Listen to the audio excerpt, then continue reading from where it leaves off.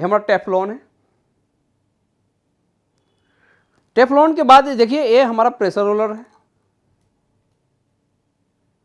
क्योंकि देखिए ऊपर से टेफ्लॉन लगा होता है, नीचे से प्रेशर रोलर, तो एक क्लॉकवाइज मूवमेंट करता है, दूसरे एंटी क्लॉकवाइज मूवमेंट करता है, तभी हमारा पेपर आउट होता है, अन्यथा पेपर जाम का एरर भी आएगा यहाँ पर।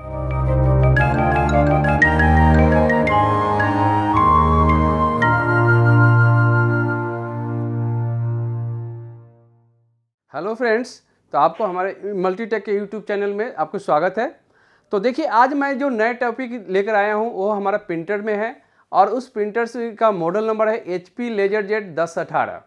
तो जो प्रिंटर मैं जो बताने जा रहा हूँ HP LaserJet 1018, वो सेम आपको 1020 में भी मिलेंगे, 1020 प्लस में भी मिलेंगे, 1022N में भी मिलेंगे, 1010 में, 1018, 1015 सभी का सेम ही खोलने का ऑप्शन होते हैं जी। जितने स्क्रू यहाँ पर मिलेंगे वो सेम, लॉक वगैरह सारा चीज़ सेम मिलेंगे। जो मैं बताने जा रहा हूँ आज का टॉपिक जो मेन है, यह टेफ्लॉन को कैसे रिप्लेस करते हैं, या टेफ्लॉन लगाते समय हमें क्या क्या ध्यान रखना होता है। तो सारा चीज़ों को मैं एक डिटेल्स वाइज में बताने जा रहा हूँ कि कैसे मुझे प्रिंटर को ओपन करना है, कितने स्क्रू होते हैं, और इसे प्रिंटर को ओपन करने में कौन कौन सा टूल्स को हमें यूज करना होता है। तो सबसे पहले मैं आपको दिखा देना चाहता हूँ कि जो टूल्स है इसमें कोई ज़्यादा टूल्स की ज़रूरत नहीं होती है। सबसे पहले आपके पास मैग्नेटिक स्क्रू ड्राइवर होनी चाहिए। जो आप देख रहे हैं ये मैग्नेटिक स्क्रू ड्राइवर है, आपके पास होनी चाहिए। दूसरे नोज प्लायर होनी चाहिए, जिससे किसी भी लॉक वगैरह को हमें ओपन करने में या स्क्रू को ओपन करने में हेल्प मिलता है।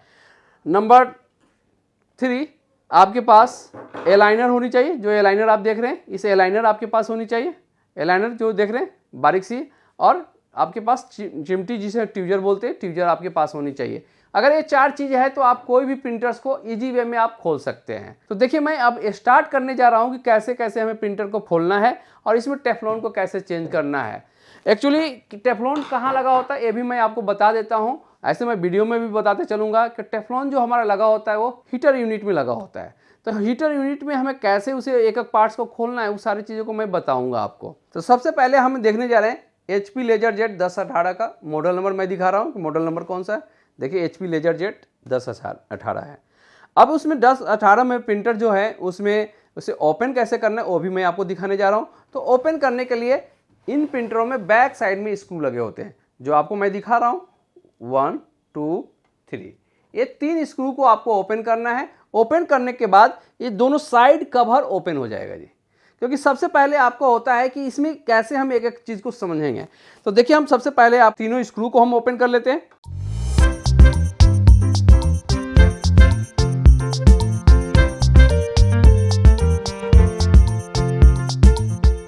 तीनों स्क्रू को ओपन करने के बाद साइड कवर को हम दोनों साइड के कवर को ओपन करेंगे,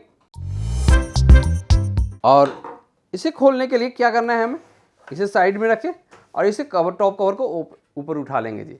ऊपर उठाने के बाद देखिए यहाँ पर कट बना होता है, ये देखिए कट बना हुआ है, और इस कट के सामने से इसे लॉक को ऐसे लगते हैं और इसे ऊपर उठा लेंगे जी। देखिए उठाएं, इसे हल्का सा उठा के रखेंगे, और फिर उसी तरीके से इस साइड में भी जी। ये देखिए लॉक बाहर के साइड में आ जाए। कभी कभी क्या होता है कि इसे नीचे भी लॉक लगे होते हैं जी, इसके नीचे भी लॉक लगे होते हैं, इसे साइड को भी हमें प्रेस करना पड़ सकता है कभी कभी। उसी तरीके से इस साइड के भी लॉक को हमें ओपन करना है, और फिर हमें ये जो देख रहे हैं इसे भी, आप देखिए ये ओपन नहीं हो रहा है, तो थोड़ा सा इसे नीचे उठा लेते हैं, नीचे साइड में, और इसे हम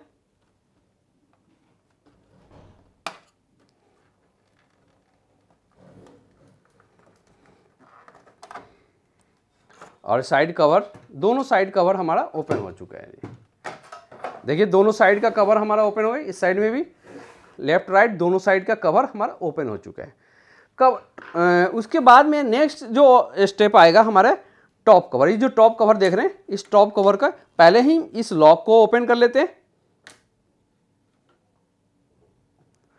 इस लॉक को ओपन करने के बाद एक स्क्रू यहां पर लगे हुए करने के बाद अब इसके बाद इस कवर को ऊपर उठाएंगे जी। तो देखिए अभी भी ये जाम हो रहा है, तो कभी कभी जाम होता है तो कुछ नहीं, टेंशन नहीं लेना है। ये जो हमारा स्टील का बॉडी देख रहे हैं नीचे बेस में लगा हुआ है, इस बेस वाले पॉइंट को थोड़ा सा नीचे से इस लॉक से अनलॉक करेंगे। देखिए लॉक से अनलॉक हो गया। उसी तरीके से इस साइड में भी जी,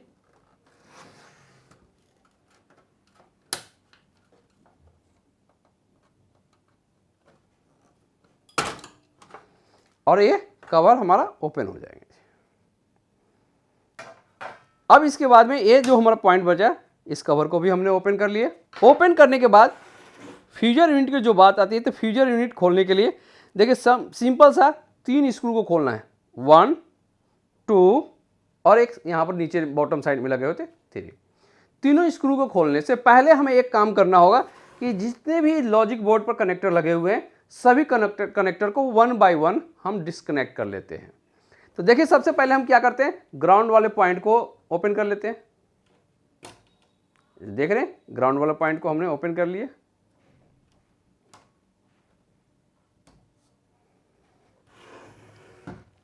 अब इसके बाद में जो देख रहे हैं हीटर कनेक्टर, ये हमारा हीटर कनेक्टर्स है।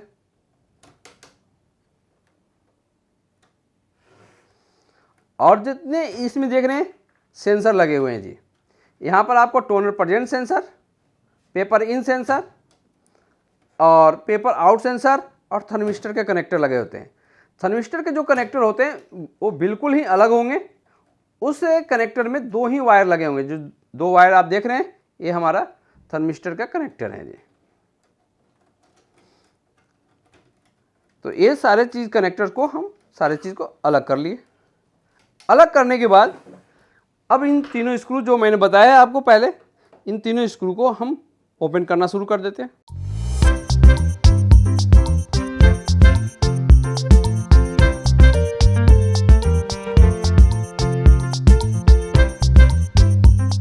ये तीनों स्क्रू ओपन हो गए। और ओपन होने के बाद इस कनेक्टर्स में जो भी वायर फंसे हुए हैं इन सभी वायर को आसानी से इजी वे में बाहर निकाल लेते हैं।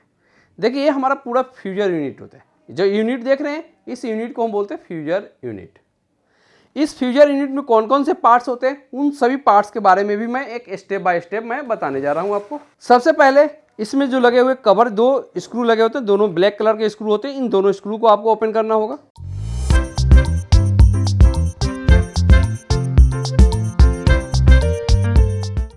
अब इसके बाद में इस कवर को हम ओपन कर लेंगे।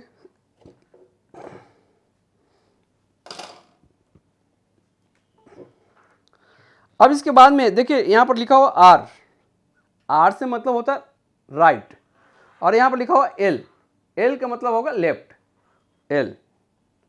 तो लेफ्ट और राइट दोनों साइड में लॉक लगे होते हैं। तो इस लॉक को आपको ओपन करना होगा। तो देखिए हम किस तरह से ओपन कर रहे हैं। अपने अंगूठे को यहाँ पर रखेंगे, इसे थोड़ा सा हल्का सा प्रेस करके रखेंगे ताकि ये लॉक इजी वे में अनलॉक हो जाए।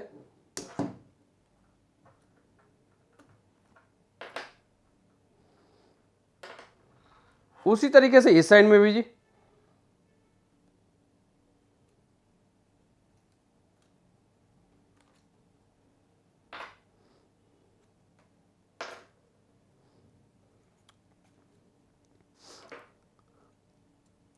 अब इसके बाद में इस लॉक को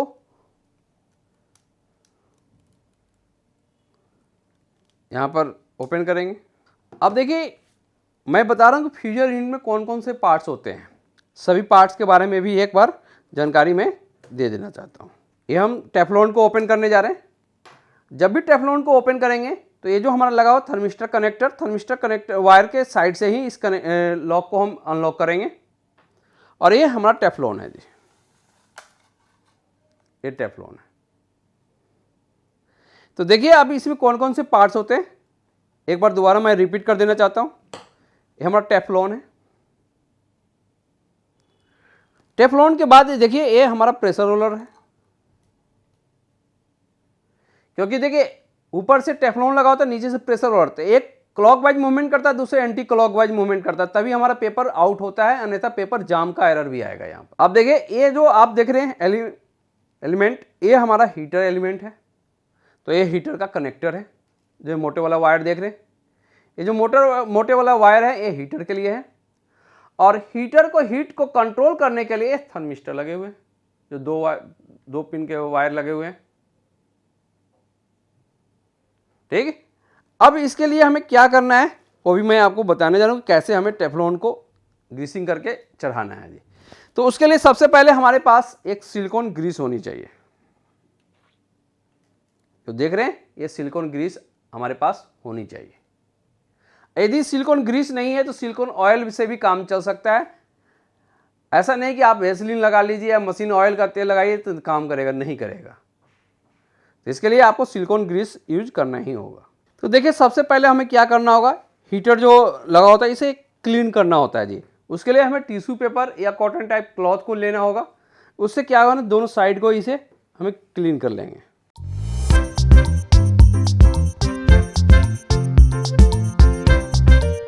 अब क्लीन करने के बाद जैसे ये क्लीन हो गया है तो अब हम सिलिकॉन ग्रीस को लेते हैं और इस सिलिकॉन ग्रीस को इस तरह से हम लगाएं और एक पॉइंट को छोड़ के दूसरे पॉइंट से यहां पर लगाना शुरू कर देंगे जी, और इधर भी एक पॉइंट को छोड़ देंगे जी।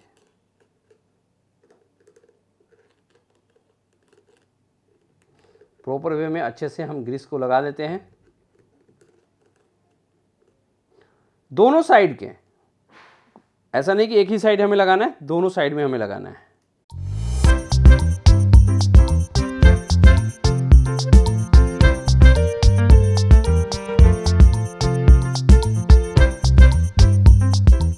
दोनों साइड लगा दिए। लगाने के बाद थोड़ा सा हम हल्का सा इसे फिंगर से भी रगड़ देते हैं कि प्रॉपर वे में मिल जाए, क्योंकि ग्रीस लगाने से बेनिफिट हमें ये होता है कि ये टेफ्लॉन फ्रीली मूवमेंट करेगा जी इस पर। और लगाने के बाद फिर क्या करते हैं, टिश्यू पेपर या कॉटन टाइप क्लॉथ से इसे उंगली को, अपने फिंगर को अच्छे से साफ कर लेते हैं। और इसके बाद में हम इस टेफ्लॉन को, जो टेफ्लॉन देख रहे हैं,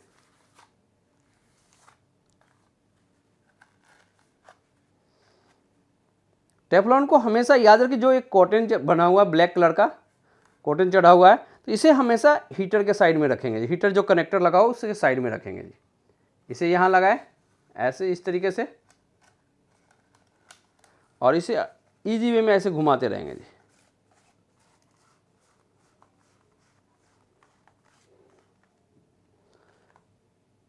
और इसके ऊपर जो भी ग्रीस आ रहे हैं उसे साफ कर लेंगे और इसे यहाँ पर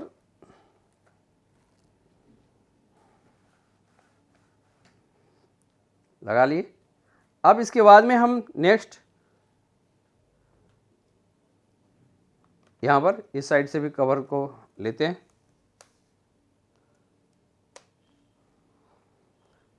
तो ये तो हमारा हुआ जी टेफ्लॉन को कैसे ग्रीसिंग करना होता है। और इसके बाद में सबसे पहले जो हम लगाएंगे, इसमें प्रेशर रोलर को लगाना होता है।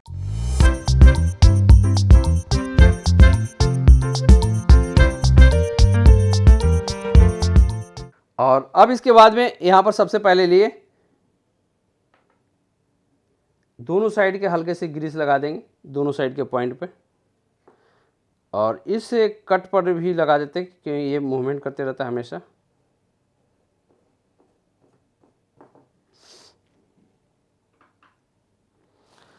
सबसे पहले हमने प्रेशर रोलर को यहां पर लगाएंगे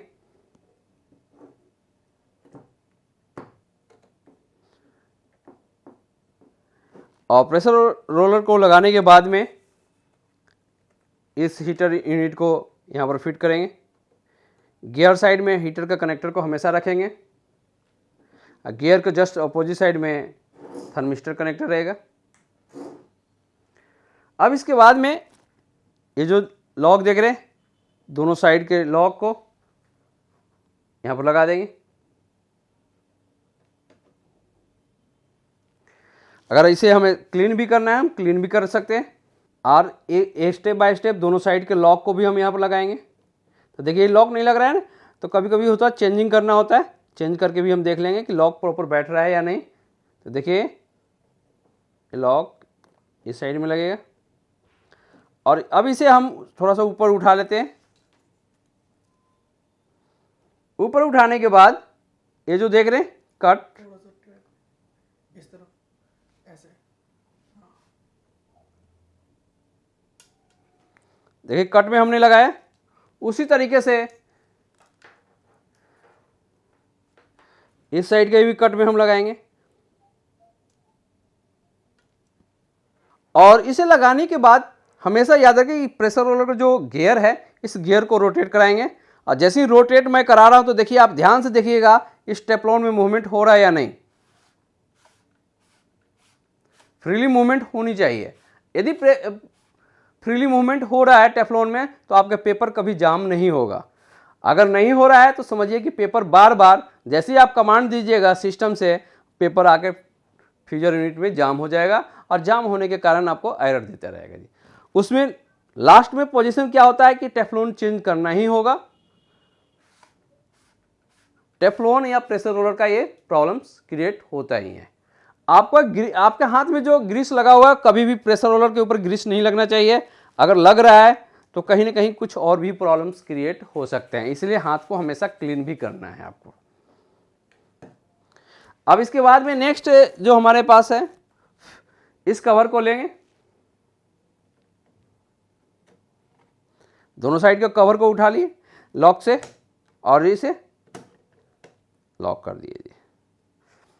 अब देखिए यहां पर मैंने पहले ही बताया था कि दोनों साइड में आपको ब्लैक कलर के स्क्रू मिलेंगे, जो स्क्रू देख रहे हैं।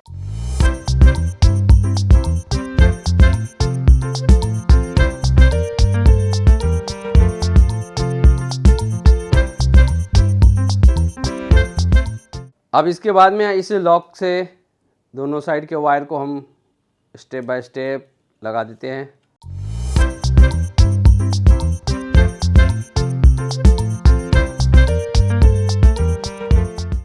और अब इसे लॉकों में वायर को हम फंसाते हुए यहाँ तक लेकर आ गए, फिर उसी तरीके से यहाँ का भी।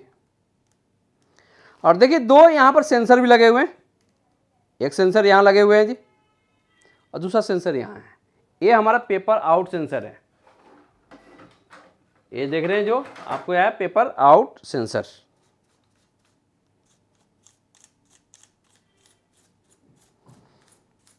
और इसे हम थोड़ा सा साफ कर दे रहे हैं ब्रश से।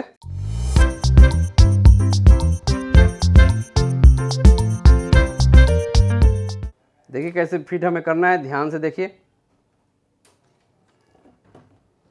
और इसे हम कट में ऐसे बैठा लिए।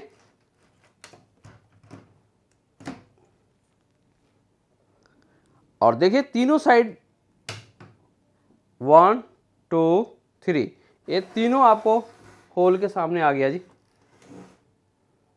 तो 3 स्क्रू हम लेंगे अब यहाँ पर, तीनों स्क्रू को यहाँ पर टाइट करेंगे।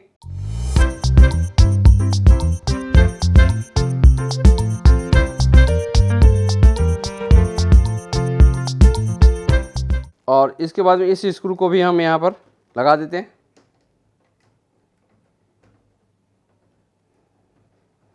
जब भी स्क्रू ड्राइवर हम चलाएं, काम करते हैं, तो हमारा हाथ बिल्कुल 90 डिग्री के एंगल में होनी चाहिए।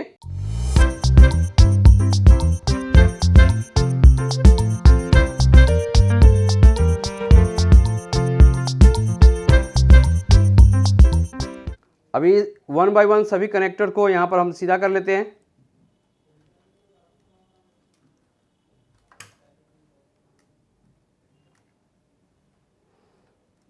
और इसके बाद में इसे लॉक में इसे फंसा लेते हैं।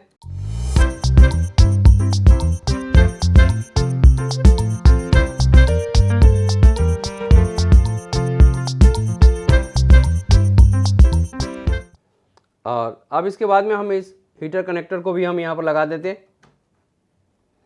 ये हमारा ग्राउंड का पॉइंट है, इस ग्राउंड वाला पॉइंट को कहाँ लगाना है ये भी हमें मालूम होना चाहिए। इस पॉइंट को, केबल को इसे लेते हैं, इस लॉक में इसे फंसाते हुए यहाँ तक लाते हैं और इस कट से होते हुए हम यहाँ पर पहुँच जाते हैं इस पॉइंट तक।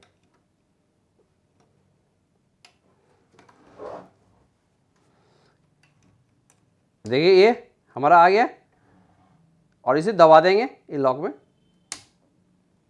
फंस जाता है। तो ये ग्राउंड भी लगाना जरूरी है। अगर आप ग्राउंड को, पॉइंट को छोड़ देते हैं तो एक प्रॉब्लम भी क्रिएट होगा, आपका अर्थ का प्रॉब्लम आएगा और प्रिंटिंग प्रॉपर नहीं आएगी जी, डार्कनेस नहीं होगा, प्रिंटिंग भद्दा सा आएगी।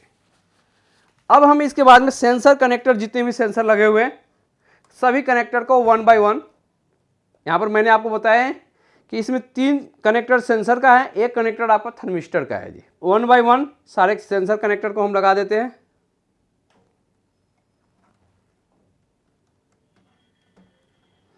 पहली बात का कोई भी कनेक्टर गलत नहीं लग सकता है दूसरी जगह पर, जब भी लगेगा वो अपने जगह पर ही, अब पोजीशन पर ही लगेगा। और ये हमारा थर्मिस्टर कनेक्टर है। देखिए सारे कनेक्टर्स आपको लग गए, सभी लॉकों में मैंने फंसा दिए।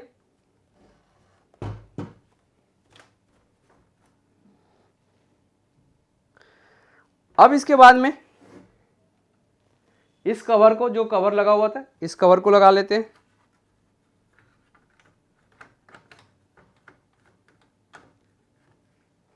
और दोनों साइड का इस लॉक को फिटिंग कर लेते हैं जी।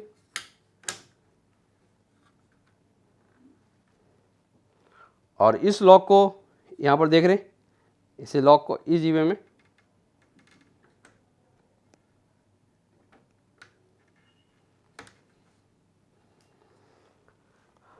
अब देखिए ना, 2 स्क्रू, एक स्क्रू यहाँ लगेंगे, दूसरे स्क्रू को हम यहाँ पर इस पोजीशन में लगाएंगे।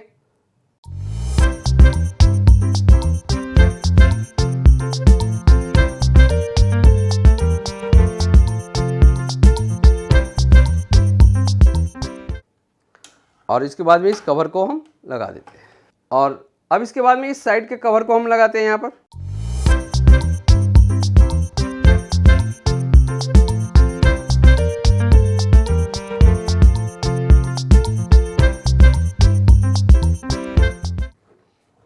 देखिए लॉक लग गया है। अब लॉक लगने के बाद हम सिस्टम को एक बार ऑन करके भी दिखा देते हैं आपको कि ऑन हो भी रहा है या नहीं।